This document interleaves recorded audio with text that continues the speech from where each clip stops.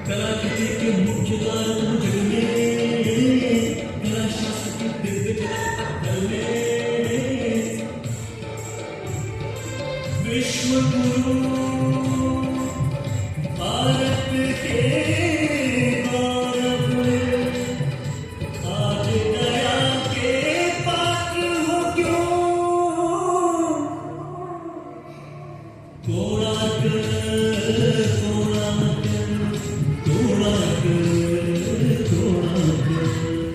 सैकड़ों साल पहले की बात है। पुरातात्विक दस्तावेज के तौर पर संग्रहित पुस्तक मागला पांजी और बाला चकड़ा में उल्लेख है कि 13वीं सदी में गंग वंश के राजा लांगुला नरसिंह देव ने इस सूर्य मंदिर का निर्माण करवाया था। नरसिंह देव युद्ध में बड़े प्रवीण और शक्तिशाली थे और मात्र 18 साल की उम्र में वे अपने पिता राजा अनंग भीम देव की विशाल सेना के प्रधान सेनापति नियुक्त कर दिए गए थे।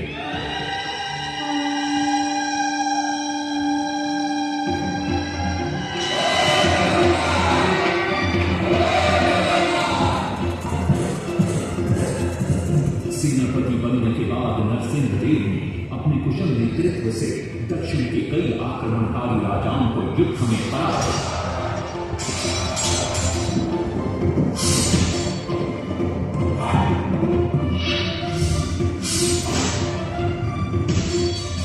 और उनके राजकोष पर कब्जा कर लिया।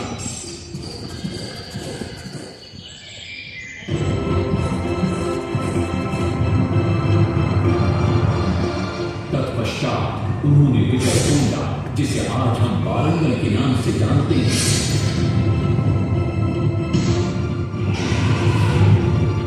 कि काकतीय वंश के राजा गणपति को परास्त किया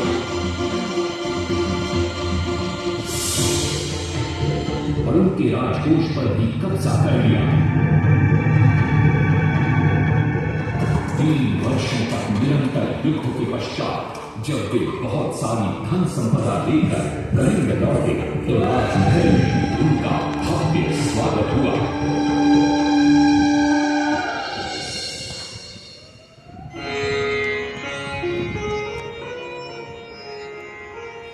राजमाता कस्तूरी देवी पुत्र नरसिंह देव की वीरता से बहुत प्रसन्न हुई और पुत्र के सामने अपने मन की इच्छा प्रकट की।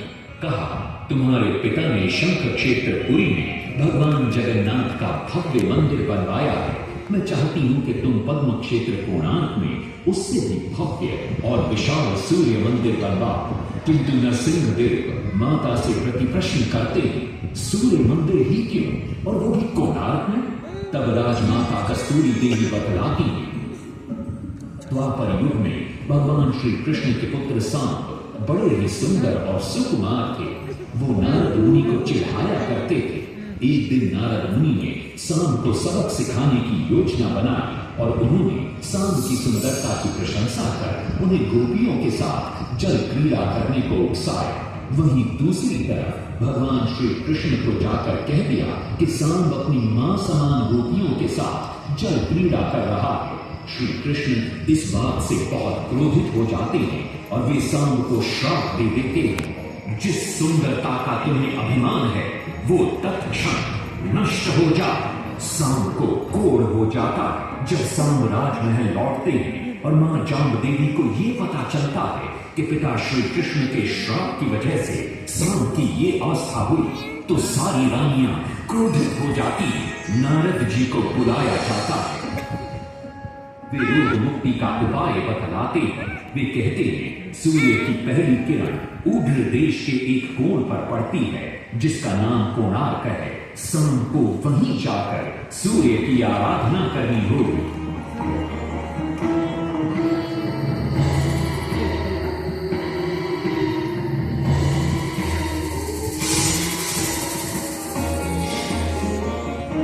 बहुत ही लंबी और कठिन यात्रा के पश्चात सांब अपने सैनिकों और सेवकों के साथ कोणार्क की चंद्रभागा नदी के तट पर पहुंचते हैं और नित्य प्रातः स्नान के बाद सूर्य की आराधना आरंभ करते हैं।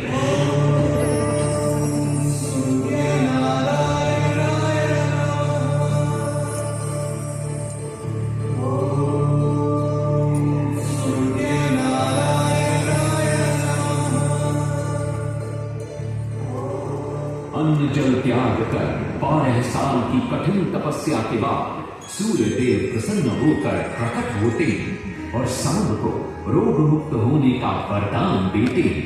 पुत्र, आज रात्रि के चतुर्थ प्रहर में स्नान करते समय नदी के तल में तुम्हें एक वस्तु मिलेगी। वो मेरा ही प्रतिरूप होगी। उसका स्पर्श पाते ही तुम इस कोढ़ रोग से मुक्त हो जाओगे। स्नान के पश्चात सांब जब नदी से बाहर आते हैं तो वो रोग मुक्त हो चुके होते हैं। उनके हाथ में एक छोटा सा पत्थर है। उनके सुंदर और सुकुमार शरीर को देखकर सारे अनुचर और सिपाही प्रसन्न होते हैं। सांब उस पत्थर को वहीं स्थापित कर एक छोटा सा मंदिर बनवाते हैं। लेकिन जब उन्हें ज्ञात होता है कि सूर्य पूजा का विधि विधान यहाँ किसी को पता नहीं है तो वे चिंतित हो जाते हैं। वे ध्यान में बैठते हैं। सूर्य देव पुनः प्रकट होते हैं और सांब के पूछने पर बतलाते हैं कि दूर पश्चिम में साक्य देश के मागा ब्राह्मण पूजा की विधि विधान जानते हैं। सांब साक्य देश की ओर निकल पड़ते हैं, जो आज का ईरान है।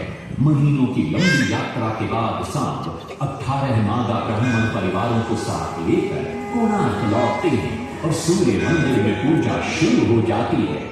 राजमाता कस्तूरी देवी नरसिंह देव को बतलाती है कि विवाह के कई वर्षों बाद तक जब हम निसंतान थे, मैंने भी उस सूर्य मंदिर में पूजा अर्चना की और तुम पुत्र रूप में मुझे प्राप्त हुए। माता की बात सुनकर नरसिंह देव मां को